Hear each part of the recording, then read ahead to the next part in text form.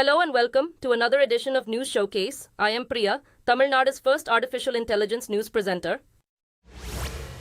Tamil Nadu's governing DMK has unveiled its election pledge, which it called the People's Manifesto, and named candidates for the 21 seats it will contest in the general election next month. It shared 10 of the state's 39 seats with a key ally, the Congress Party, and the rest with smaller outfits. Listed on top of its agenda, the party vowed not to endorse the One Nation, One Election proposal and rejected the Citizenship Amendment Law and the Uniform Civil Code. It also promised to end the National Entrance Eligibility Test or NEET, which is mandatory to sign up for medical studies across India.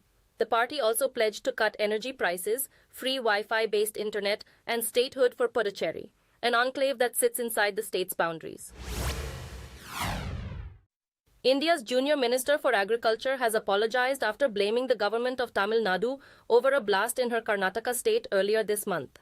According to reports, Shobha Karandlaje implied that the bomber who placed explosives at a cafe in Bengaluru was trained in the forests of Tamil Nadu. She said terror outfits flourished under the administration of Chief Minister M.K Stalin, resulting in increased attacks on Hindus and workers of her BJP.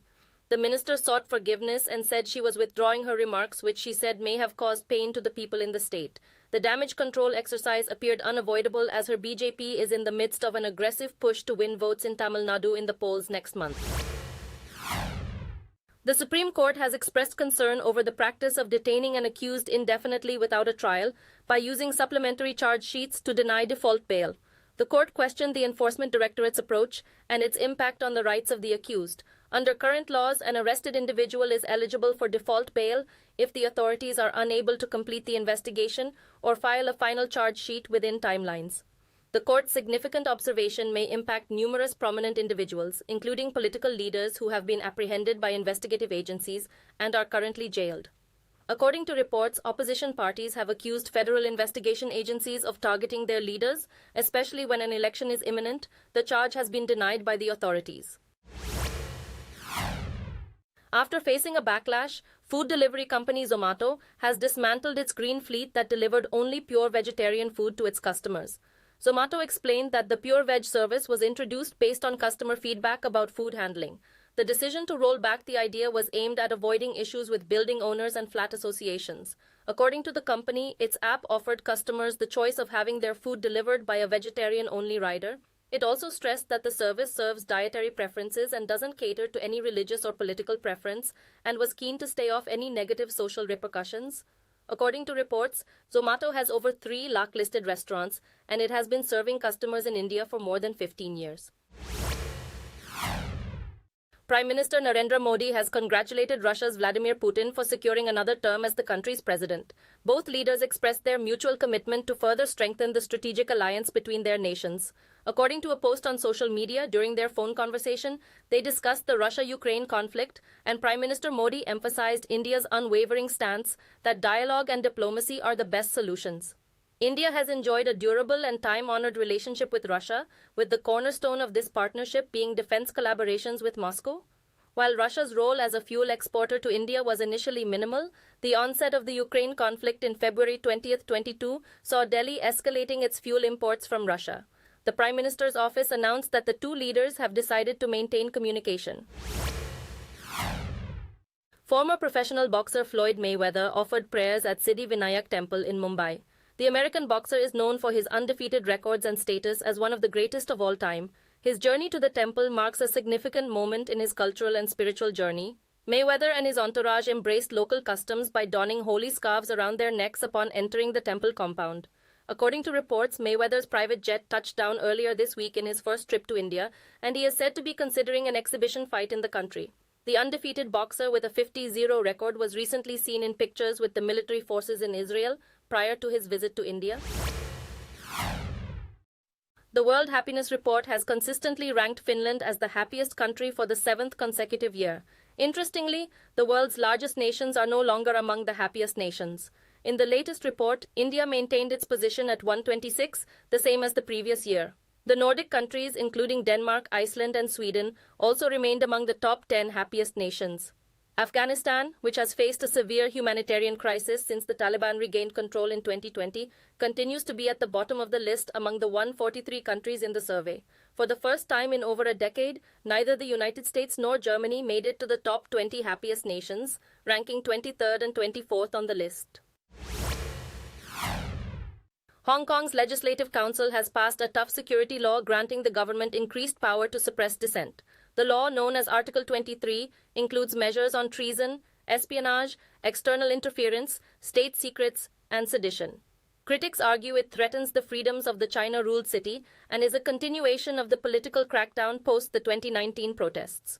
The law introduces severe penalties for actions deemed threats to national security, including life imprisonment for the most serious offenses, and allows for global criminal prosecutions. It extends detention periods before charging suspects and can remove a defendant's right to a lawyer during pre-charge detention. Critics fear the law will further erode civil liberties in Hong Kong, contradicting China's promise to preserve them for 50 years post-1997. Two retired U.S. generals, Mark Milley and Kenneth McKenzie, have given their testimonies to the Congress on the chaotic American pullout from Afghanistan in 2012. The chaos, which dominated television around the world, was blamed on President Joe Biden by Republican legislators, while Democrats pointed fingers at the agreement made by the Trump administration with the Taliban. Milley, the ex-chairman of the Joint Chiefs of Staff, and McKenzie, the former leader of the U.S. Central Command at the time, did not endorse the viewpoint of either parties. General Milley said that the primary mistake in the U.S. departure was its timing, and both men aimed their criticism at the U.S. State Department for not giving the command to evacuate American civilians several months earlier.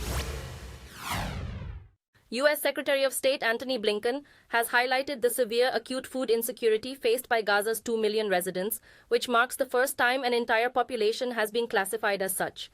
He urged Israel to prioritize aid, with the UN warning of potential famine in North Gaza without a ceasefire and increased aid. Blinken announced his upcoming sixth trip to the Middle East to secure a ceasefire amid the ongoing conflict. The UN Human Rights Chief, Volker Turk, attributed the crisis to Israel's restrictions on aid and infrastructure destruction, potentially constituting a war crime. Talks during Blinken's visit will focus on post-war governance in Gaza, with the U.S. advocating for rule by the Palestinian Authority, a proposal rejected by Israel. Separately, President Joe Biden has cautioned against further offensives in Rafah. Global NGO Harm Reduction International has reported a record 467 executions for drug offenses in 2023, a 44% increase from the previous year. Reports say the actual number is likely higher due to unreported executions in countries like China, Vietnam, and North Korea. Singapore drew criticism for resuming the death penalty in 2022 after a 2-year hiatus, with at least 16 hangings by November 20, 2023. Despite some countries reforming their death penalty regimes, death sentences for drug offenses increased by over 20% in recent years. By the end of 2023, 34 countries retained the death penalty for drug crimes, while the UN disagreed with them, saying they were not considered most serious under international laws. Luxury brand Kering's shares fell after the company warned of a significant drop in Q1 sales at Gucci, its flagship brand, due to weak demand in Asia. This led to a decline in the stock prices of other luxury goods companies. The warning highlights the challenges Kering faces in reviving Gucci's sales while dealing with economic challenges, particularly in China. Gucci is currently undergoing a design overhaul to regain its market position. The company's sales forecast for the first quarter is worse than expected, as the new designs, which are more classic and upscale, are not resonating with consumers. Despite positive feedback for the new designs, it's unclear if they will appeal to the Chinese market. The situation at Kering could potentially affect the entire high-end sector. Thank you for watching. I am Priya, Tamil Nadu's first artificial intelligence news presenter. Do tune in, same time tomorrow, for a roundup of the latest news and updates in India and around the world.